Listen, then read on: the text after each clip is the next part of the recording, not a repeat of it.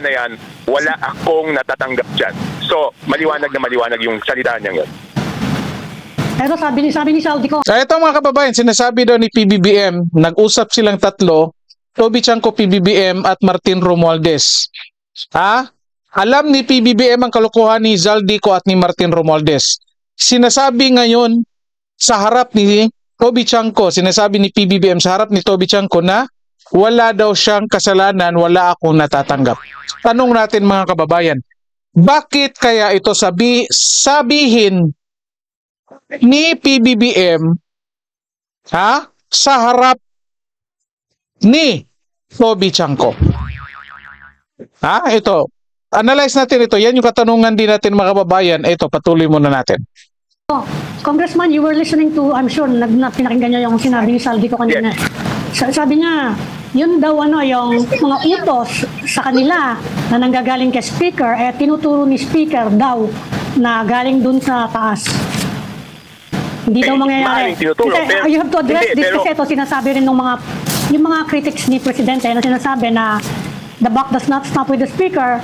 Dapat daw yun all the way kay Presidente. Ano naman yung masasabi niyo sa ganon? It actually reflects that argument na hindi gaandar ng ganyan si Speaker kung hindi daw alam ni Presidente. I'm just repeating what others are saying. Hindi, tinatanong ko lang yung opinion niya.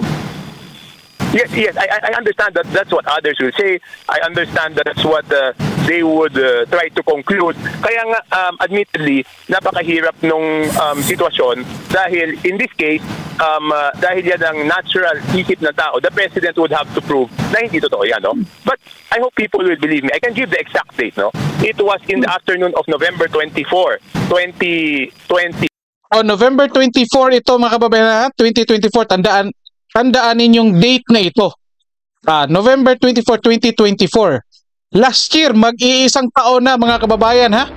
At itong time na ito, November 24, 2024, ito din yung time na kung saan banat sila dito kay VP Sara sa kanyang confidential funds. Anong nangyari dito? Personal experience ito ni Toby Chanco. Pakinggan natin mga kababayan. Before, nung pinatawag kaming dalawa. Okay? Pinatawag kaming dalawa at nagulat ako. Pag-upo namin, nagalit siya kay former Speaker Martin Romualdez. Galit na galit si Presidente noon. Okay? At sinabi niya na kayo, ni Saldi, kinukuha niyo lahat ng pondo, wala na akong napapagawa. Sinabi niya yan. At sinabi niya kung ano man yung ginagawa. Yes, November 24, 2024. November 24, 2024, it was kinukuha niyo lahat ng pondo, mga kababayan ha. Yan yung statement ni PBBM kay Martin Romualdez. Sabi ni Chanco, pinagalitan daw niya si Martin Romualdez sa harap niya. Sinabi, kinukuha niyo lahat ng pondo ko. Wala na akong mapapagawa. Ibig sabihin mga kababayan, last year pa lang, November 24, alam na ito ni PBBM kung anong ginagawa ni Martin Romualdez at ni Zaldico. November 24 ito, ibig sabihin, it could be October, September, or earlier than that mga kababayan. Alam na ni alam na ni PBBM yung mga kalokohang ginagawa nila. Yet, hinahayaan niyang magpatuloy ito mga kababayan. At the same time mga kababayan, pinirmahan pa niya yung 2025 budget. Kaya ngayon, kahit anong deny nila na yung sinasabi ni Zaldico ay hindi totoo, most likely, hindi ito, hindi ito sasang-ayon dito sa mga pinapakitang ginagawa nila mga kababayan. Ito tingnan ninyo. Sabi ni Zaldico, nag-insert si PBBM. Deny sila. Hindi yan totoo. Pero, bakit pinirmahan yung 2025 budget? May vinito naman daw. Sabihin natin may vinito. Ngayon, tanong natin, yung binito ba? Yun ba yung in-insert ni PBBM? Nasabi ni Zaldico? Walang makakaalam. Diba? Pero, eto ngayon mga kababayan, bago pa lumabas yung 2025 GAA mga kababayan, alam naman pala ni PBBM, itong mga kalokohang ginagawa ni Martin Romualdez at ni Zaldico. Bakit ngayon pinirmahan? O, di ba? Ibig sabihin mga kababayan, complicit ito si PBBM. Kahit anong deny pa ni Toby Chanco na walang alam si PBBM dito, the fact na alam niya yung mga ginagawa ng kanyang pinsan at ni Zaldico, di alam niya. Oh. Ngayon, sabihin mo, walang logic. In-explain ko na ito kanina mga kababayan, wala daw logic. Bakit daw mag-insert sa BICAM? Pwede naman sa NEP. In-explain ko to makikita kapag mag-insert ka sa NEP, kakaltasan ng Senate, kakaltasan ng Congress. Under scrutiny. Tatanungin at hindi makasagot yung mga secretaries. At ito pa. Kailangan mong idaan sa ibang tao para kung magkabulilyaso yung mga proyekto, hindi directly attributed to PBBM yung mga issues, lalong-lalo na kapag flood control.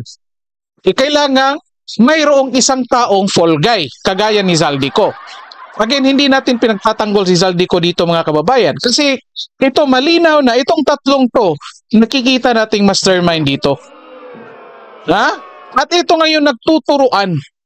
Ngayon, sinasabi, pinapalabas dito na tinuturo ni PBBM itong si Tamba at si Martin Romualdez na may ginawang kalokohan. Pero, sabi ni Zaldico, ito si PBBM. Nako, nagtuturuan ito. Patuloy natin muna mga kababayan. Pakinggan natin ha. Magandang gabi nga kapala kay Raksam TV. Pagtanggol mapabusoy mo si PBBM, baka mawalan ka ng Xmas bonus. Huli na si Junior.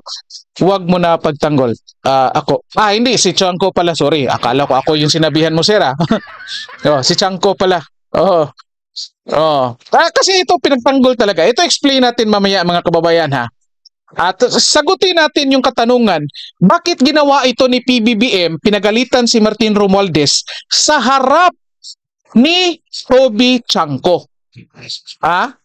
So, i-comment nyo dyan mga kababayan. Usually, kung gagawin nyo ito, kung sa experience nyo, bakit mo ito gagawin?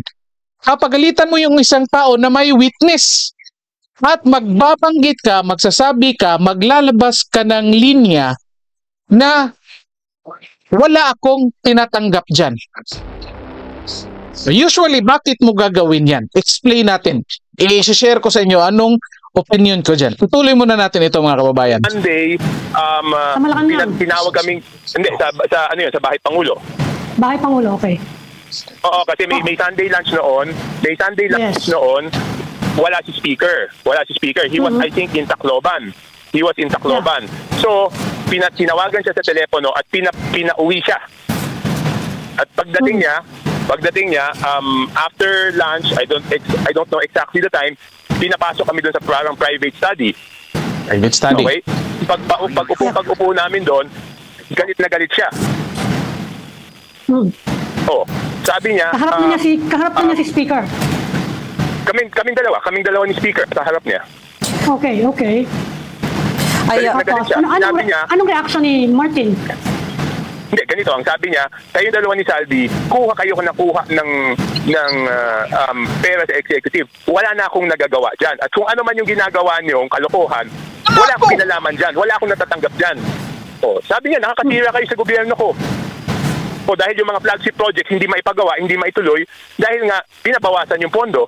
So kung sasabihin na nagbibigay sa kanya, in front of me, sinabi niya yun Nanliliit nga ako, iniisip ko nga sa loob ko, kung papagalitan lang to, bakit sinama pa naman ako dito? Actually, Kong... Diba dapat silang dalawa lang mag-usap? Oo nga Kong Toby. Anong reaction ni speaker? Doon inaway siya nung pinsan niya. Anong reaction ni speaker Martin? He kept on promising, Mr. President, we will return the funds of your flagship projects, ibabalik po namin yan. Yan ang sabi niya. Tapos, alam mo, mas marami pang masasakit na salita yung sinabi dun Ang sasakit ng salita na sinabi dun.